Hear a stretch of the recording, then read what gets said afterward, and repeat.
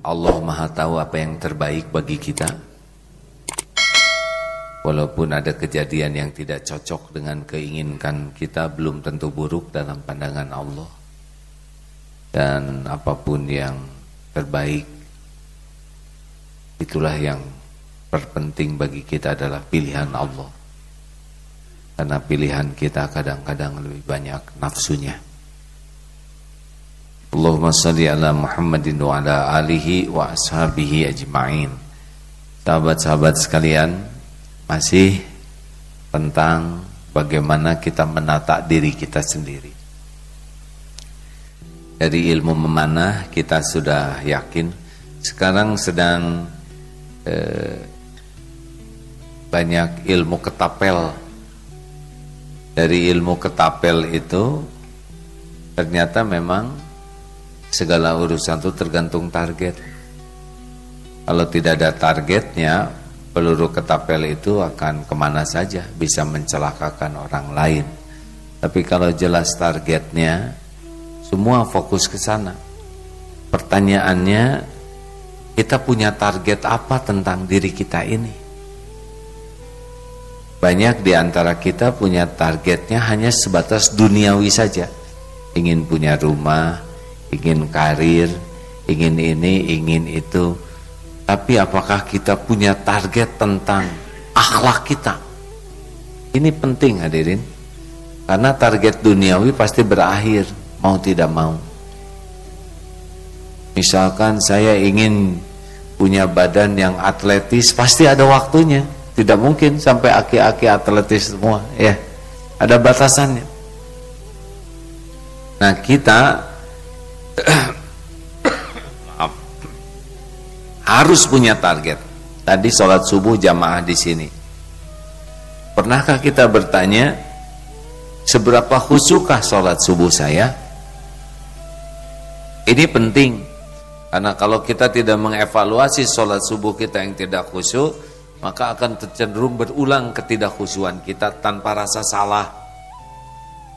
Padahal kita jauh-jauh dari rumah ke masjid, tapi sudah di masjid ketika takbir mulai, kita lari saja kemana saja pikiran kita tanpa rasa bersalah. Kenapa? Karena memang kita jarang sholat dengan target saya ingin sholat khusyuk. Tapi baru targetnya saya ingin sholat. Padahal yang diterima adalah sholat yang khusyuk. Halo, kelihatannya semua jadi mikir ini, kan?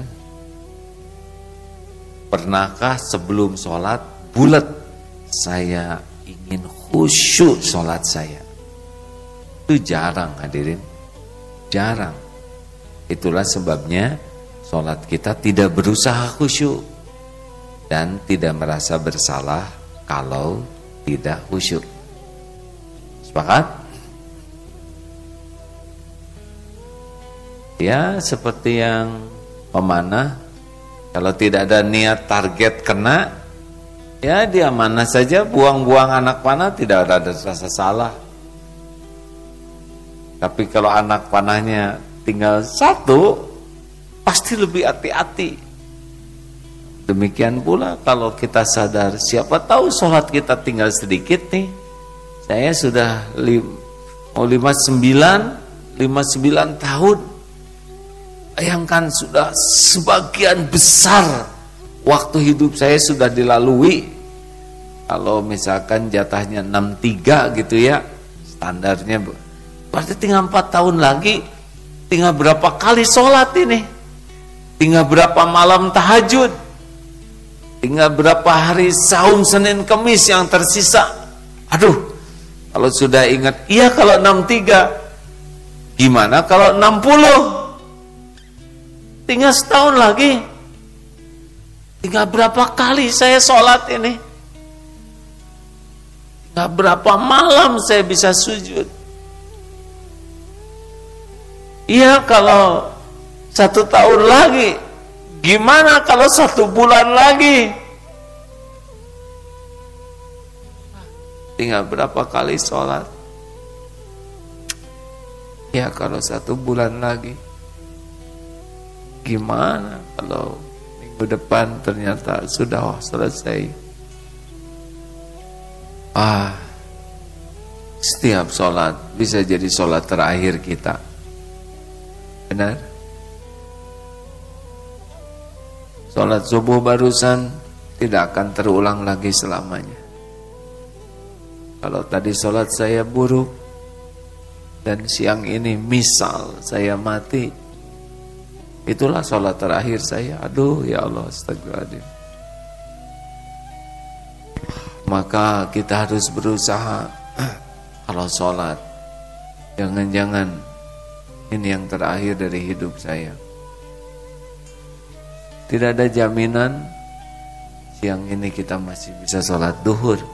Berapa banyak yang pergi dari rumah pagi dan sudah, itu yang terakhir kalinya. Di luar saatnya dijemput oleh malaikat maut. Maka kita harus punya target tentang ibadah. Tapi secara lebih umum lagi, ini diri kita mau apa nih? Kan? Ada orang yang sampai tua sama tuh. Waktu kecil mudah tersinggung, waktu SMP mudah tersinggung, waktu kuliah mudah marah, waktu kerja mudah marah, usia 40 tahun di kantor makin marah-marah, menjelang pensiun emosional, udah pensiun aki-aki gede ambek. Ini gagal jadi tua, nggak ada perubahan. Setiap ada masalah jawabannya selalu salah, yaitu ngambek. Ini ngambek, ini ngambek, ngambek. Jadi kayak ujian dan gagal terus dan sampai tua. Nauzubillahi min dzalik. Kenapa coba? Karena nggak ada target lulus. Tidak ada dalam bayangannya saya ingin semakin tua semakin matang, semakin bijaksana, semakin bisa mengendalikan diri, semakin terpelihara pandangan. Kita harusnya membayangkan mau jadi seperti apa diri kita ini dari waktu ke waktu. Benar? Jarang itu orang membayangkan dirinya mau jadi apa. Kebanyakan ya casing saja. Ingin punya jam, ingin punya yang sebetulnya itu cita-cita anak kecil lah ya. Kalau anak kecil pengen punya mobil-mobilan, punya boneka. Tapi kalau makin tua cita-citanya hanya casing saja, saya kira kita nggak ngerti tentang hidup ini. Itulah sungguh menyedihkan, ada aki-aki zina, ada aki-aki korupsi, padahal dia sendiri kolesterol, ya hasil korupsinya nggak bisa dimakan, asam urat, diabetes, udah nggak bisa diapa-apain itu harta, tapi tetap saja ingin terus sampai tua, ingin ngambil ini, ingin. Padahal mau apa? Kenapa bisa begini? Karena memang enggak jelas hidupnya tuh. Ya, punten ya sekali lagi saya cerita umur karena mungkin ada yang belum nyobain seumur saya. Kang berapa sekarang? 45? Terus-terusan 45 sudah 10 tahun ya. Dek, usia berapa, Dek? 24. Kenapa telat sekali lahir? Ya udah nggak apa-apa ya. Beda tuh waktu saya umur 20, 30, 40. Kemarin aja 45 teh masih kene pengen terjun, pengen wah centil lah ya. 50 mulai mikir ya. Mulai masuk 55, ada dikit lagi. Sekarang ya udah beda nih. Lihat rumah, lihat bisnis, lihat itu teh, lihat uang teh. Apa nih sebentar lagi nih ya. Jauh lebih memikirkan bagaimana nih ke dalam.